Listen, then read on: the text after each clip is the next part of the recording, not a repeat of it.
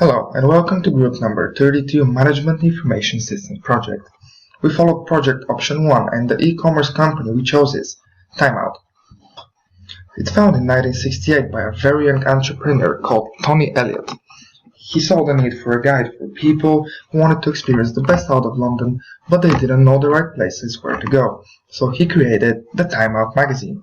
Nowadays, Timeout is a globally recognized company which provides information, booking opportunities, and inspiration for things to do in 107 cities spanning across 39 countries.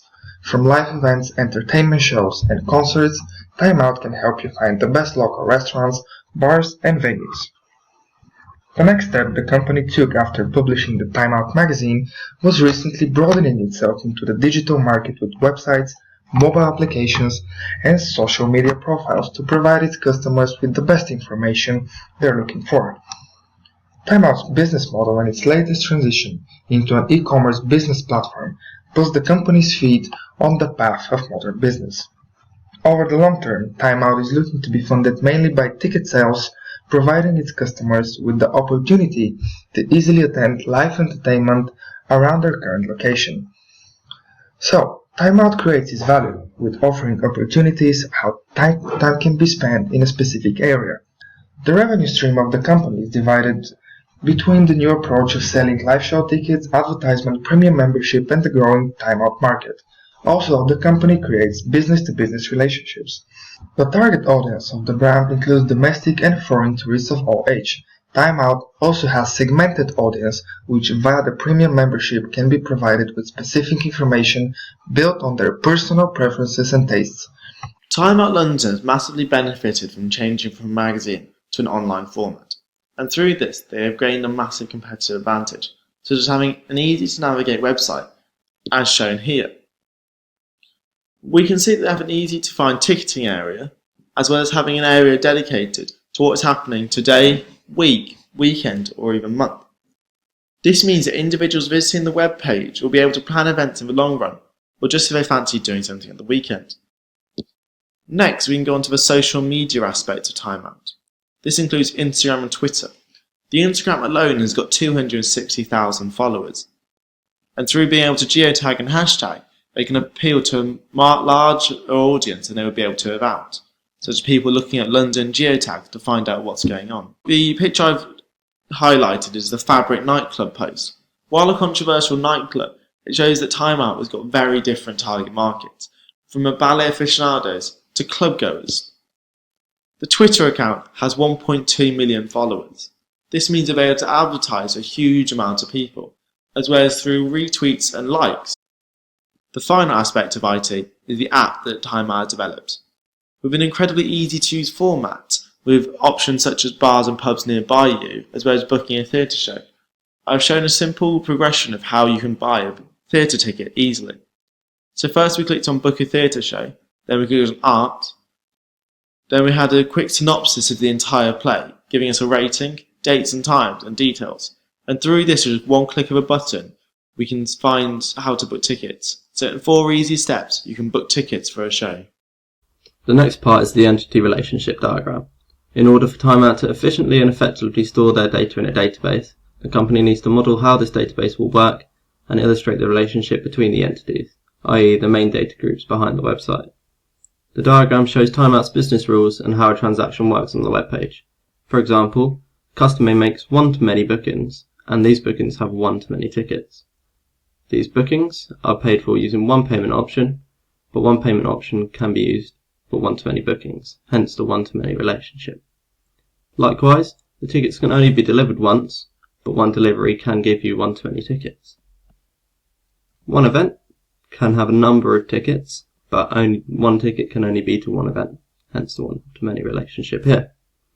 In this case, the entity tickets has been used to normalize the database model, as booking and event would have a many-to-many relationship, because one booking can be used to multiple events, and one event can have many bookings. One department manages one-to-many events, and one-to-many employees belong to one department.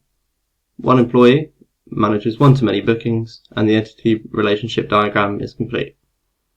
All entities in the diagram have several attributes, as shown here. These are properties of a specific entity, with each attribute having a value from a specific instance in the database. Each entity also has a primary key, which uniquely identifies a record in the database, for example, customer ID in the customer table. Databases are made up of entities and attributes.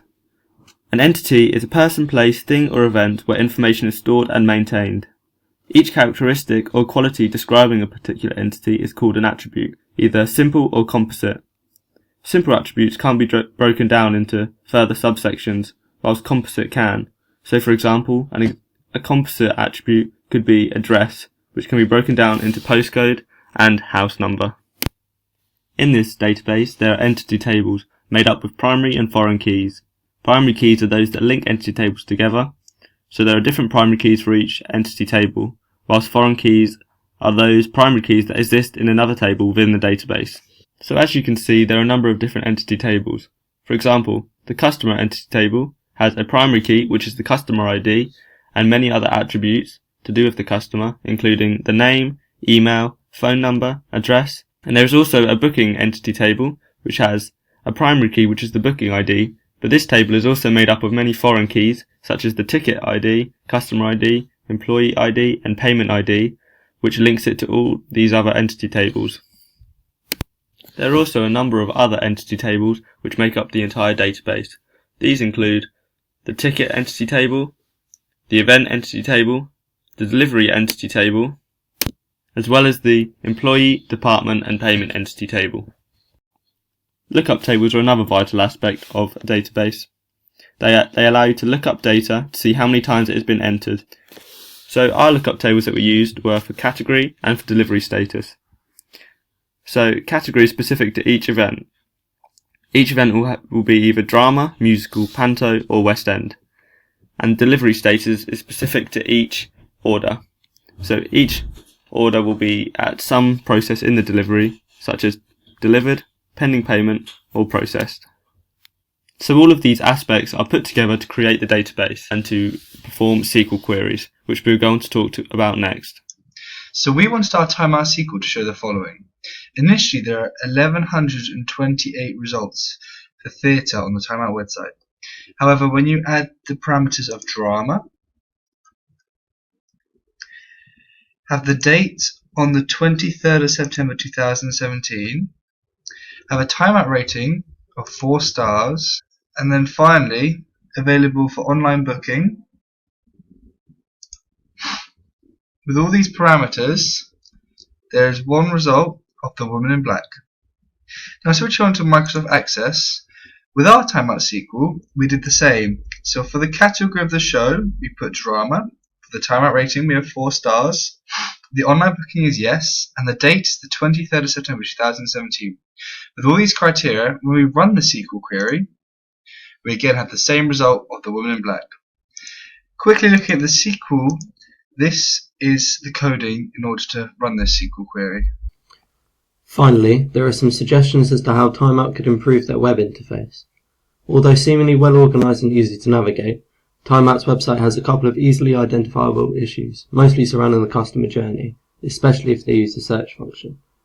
As can be seen, when selecting filters, the filter bar is particularly not user-friendly. When selecting multiple filters, it takes a long time to produce the desired results, with the page freezing often, with options going up and down the page and making it really difficult for customers to easily and quickly select where they want to go and what they want to do. If Timeout improved this aspect of their website to make the process more user-friendly, the web interface would be far more accessible, and customers are more likely to make bookings regularly with the company. Another additional suggestion could be to add a personalised recommendation scheme similar to that used by Amazon. As can be seen, Amazon do recommendations in certain aspects of their website, so for this example it's toys and games, as well as adding your Prime and your lists specifically tailored towards the customer. Timeout could replicate this, incorporating a scheme where they recommend particular events, attractions or restaurants to customers based off their bookings, as well as their reviews and their opinions on some of the bookings they've made in the past. This would help build up a relationship with the customer and thus means the customer is more likely to keep booking with the company due to brand loyalty.